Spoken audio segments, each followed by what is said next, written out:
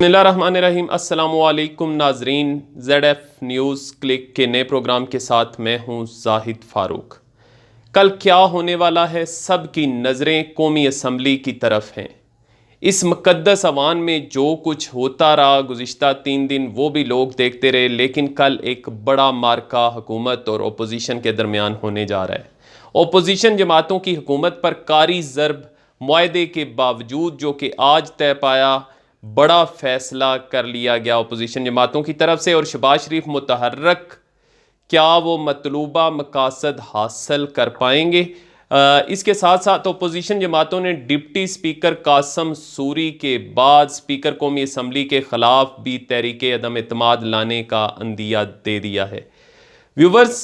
जबकि दूसरी तरफ हुकूमत स्पीकर कौमी असम्बली के इख्तियारात बढ़ाने पर गौर कर रही है, और क्या अपोजिशन जमातों की तहरीक अदम एतमाद कामयाब हो पाएगी। सब नज़रें शहर इक़्तिदार पर हैं जहां कल वोटिंग होने जा रही है, लेकिन शहर इक़्तिदार में इस वक्त क्या चल रहा है वो हाल मैं सुनाऊंगा अपने जितने भी व्यूवर्स हैं उनको। लेकिन मज़ीद आगे बढ़ने से पहले मेरी आप लोगों से गुजारिश होगी कि अगर आप लोग मुनासिब समझते हैं तो हमारा चैनल मिक्स्ड इन्फो, जिसको हमने नाम चेंज किया है व्यूवर्स, क्योंकि ये पहले मिक्स्ड इन्फो टीवी के नाम से था, ZF न्यूज़ क्लिक नाम रखा गया है। इसको सब्सक्राइब कर लें और बेल का आइकन ज़रूर दबाएं ताकि आने वाली किसी भी इंफॉर्मेशन को आप मिस ना कर सकें। अब बढ़ते हैं जी शहर इक़्तिदार की सूरत हाल की तरफ। तो शहर इक़्तिदार में सियासत पर गहरी नज़र रखने वाले ये जो कल जो कुछ होने जा रहा है, जो वोटिंग होने जा रही है असम्बली के अंदर, इसको एक टेस्टर की निगाह से देख रहे हैं।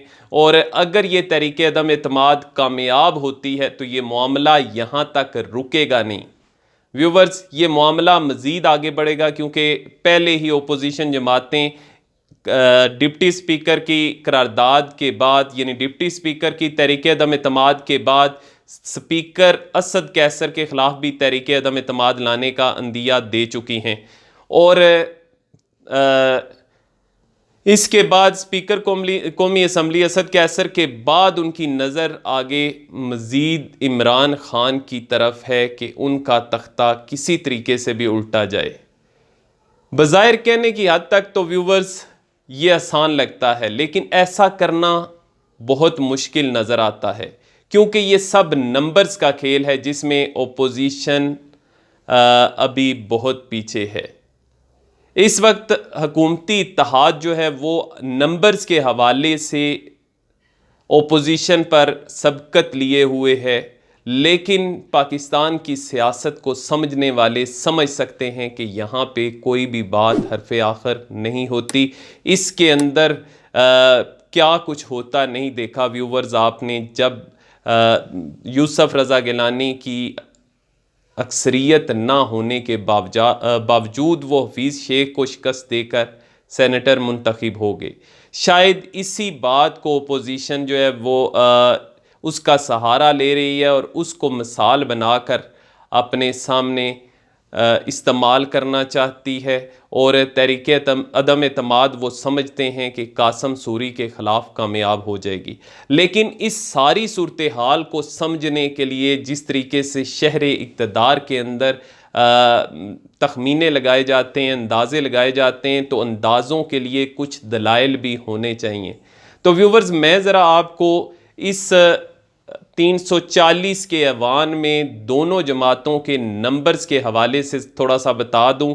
अगर हम नंबर्स को देखें तो कुछ इस तरीके से हमें लगते हैं कि 180 अरकान जो हैं वो हुकूमती इत्तेहाद के हैं, जबकि जो ओपोजिशन की जितनी भी जमातें हैं वो 162 अरकान पर मुश्तमिल हैं। अब पार्टी पोजीशन को समझना भी बहुत ज़रूरी है, तभी हम इसका तजिया कर सकते हैं कि दोनों इत्तेहाद कहाँ पे खड़े हैं। अगर पार्टी पोजीशन देखें तो PTI 156 नशिस्तों के साथ सरे फहरिस्त है, जबकि उसके इत्तेहाद में शामिल बड़ी जमातों में PML Q काफ लीग जिसे कहते हैं उसके 5 अरकान हैं, MQM के 7 अरकान हैं, GDA के 3 अरकान हैं, बाप बलूचिस्तान अवामी पार्टी जो है वो 5 अरकान रखती है और इसके साथ साथ अवामी मुस्लिम लीग और जमहूरी वतन पार्टी एक एक नशिस्त पर विराजमान हैं। जबकि अपोजिशन इत्तेहाद की अगर बात की जाए तो उसमें सबसे बड़ी जमात मुस्लिम लीग नून है, जो कि 84 अरकान पर मुश्तमिल है। 84 अरकान हैं कौमी असम्बली के अंदर, जबकि पाकिस्तान पीपल्स पार्टी की दूसरी पोजीशन और ओवरऑल अगर तमाम पार्टीज़ की सूरत हाल देखें तो तीसरी बड़ी पार्टी कंसीडर की जाती है और इसके 56 अरकान कौमी असम्बली के अंदर मौजूद हैं।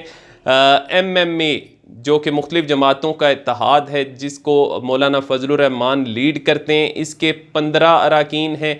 लेकिन इसके हवाले से मैं एक और बात बताना चाहता हूँ कि जमात इस्लामी की एक नशिस्त भी इन 15 अरकान में शामिल है, जो कि अक्सर ओपोजिशन और हुकूमत की लड़ाई के दौरान लातल्की का इजहार करती है और वो किसी किस्म की वोटिंग में शामिल नहीं होती।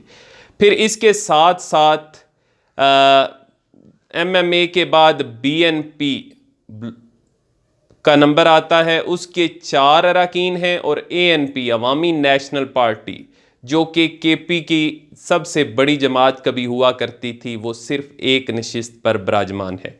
और 2 आज़ाद अरकान भी अपोजिशन नशिस्तों पर मौजूद हैं, जो कि PTM के फोरम को इस्तेमाल करते हुए आए, लेकिन चूंकि PTM रजिस्टर्ड नहीं है तो आज़ाद हैसियत में इलेक्शन लड़ा, जिसमें मोहसन दावड़ और अली वज़ीर शामिल हैं।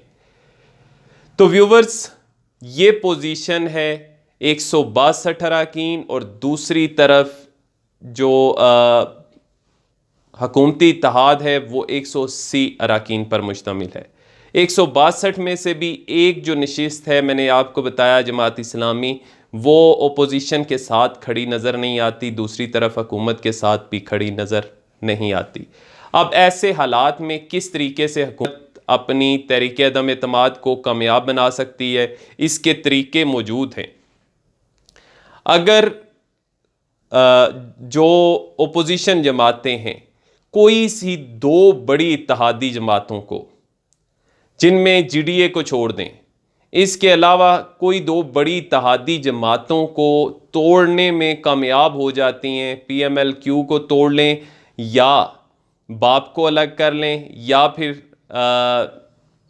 MQM को अलग कर लेती हैं हुकूमती इत्तेहाद से, तो फिर उनकी तहरीक अदम एतमाद कामयाब हो सकती है, क्योंकि 10 अरकान का फ़र्क बनता है। 10 अरकान उनको चाहिए ओपोजिशन इत्तेहाद को।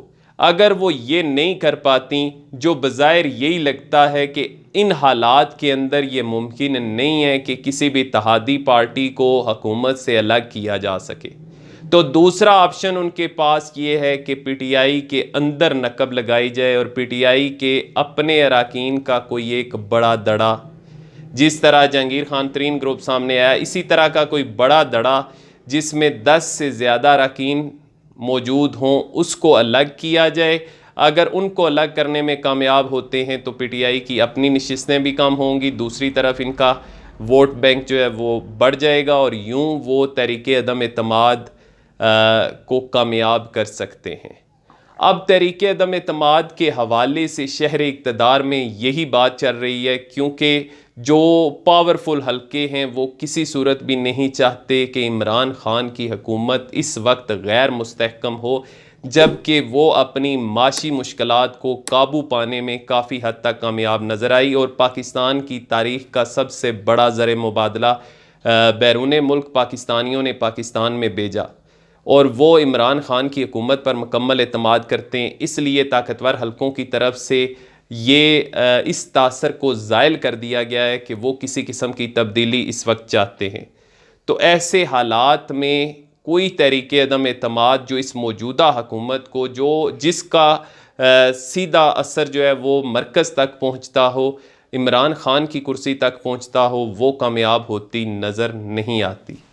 तो ये सारा फिर मामला करने की ज़रूरत क्या थी व्यूवर्स? ये ज़रूरत यही है कि तमाम पार्टियों को ये तंबीह की गई है कि वो पार्लिमानी सियासत जो है, पार्लिमान के अंदर जो मामलात हैं उनको चलाएं, उनके अंदर अपनी एक्टिविटीज़ शो करें। और शहबाज शरीफ बस यही कर रहे हैं, अपनी पार्टी को वो सड़कों से निकाल के जो लड़ाई झगड़े और इस कैफियत से निकाल के वो सिर्फ हुकूमत के सामने लाना चाहते हैं और पार्लिमान की सियासत करना चाहते हैं, वो इसमें इसको लगाना चाहते हैं। और यही एक कोशिश की जा रही है कि पार्टी को बिखरने से बचाने के लिए जो उसकी डायरेक्शन किसी और जानिब डाइवर्ट हो चुकी है उसको वापस पार्लिमान में लाया जाए और पार्लिमान की जो जमात बरसरे इक़्तिदार है उसके ख़िलाफ़ तनकीद की जाए, ना कि ताकतवर हलकों के ख़िलाफ़ तनकीद करके ना सिर्फ अपना वक्त ज़ाया किया जा रहा है बल्कि अपनी जो पोजीशन है उसको मज़ीद कमज़ोर किया जा रहा है और इक़्तिदार से दूरी बढ़ाने की तरफ वो जा रहे हैं। इससे निकलने के लिए ये शहबाज शरीफ की कोशिश है कि सारी जो उनकी पार्टी है और अपोजिशन जमातें, चूँकि पीपल्स पार्टी तो पहले ही इस पर यकीन रखती है कि पार्लिमान के अंदर जो कुछ भी होना है वो होना चाहिए, सड़कों के ऊपर एहतजाज तो किया जाए लेकिन हुकूमत को गिराने के लिए कोई ऐसा इकदाम की वो हमायत नहीं करती। इसलिए शहबाज शरीफ भी ये इस कोशिश में शामिल हुए हैं कि पार्लियामेंट के अंदर रहकर जो भी स्ट्रगल की जा सकती है की जाए, और यही सारा इसका मकसद है। कोई तहरीके अदम एतमाद कामयाब होती नज़र नहीं आती, कोई भी मामला आगे बढ़ता नज़र नहीं आता। ये हुकूमत उस वक्त तक कायम रहेगी जब तक इमरान खान खुद चाहेंगे या वो चाहेंगे जिनके चाहने से हुकूमतें कायम रहती हैं। व्यूवर्स, अब तक के लिए इतने, मुझे इजाज़त दीजिए। अपना और अपने इर्द गिर्द मौजूद लोगों का बहुत ख्याल रखिएगा। अल्लाह हाफिज़।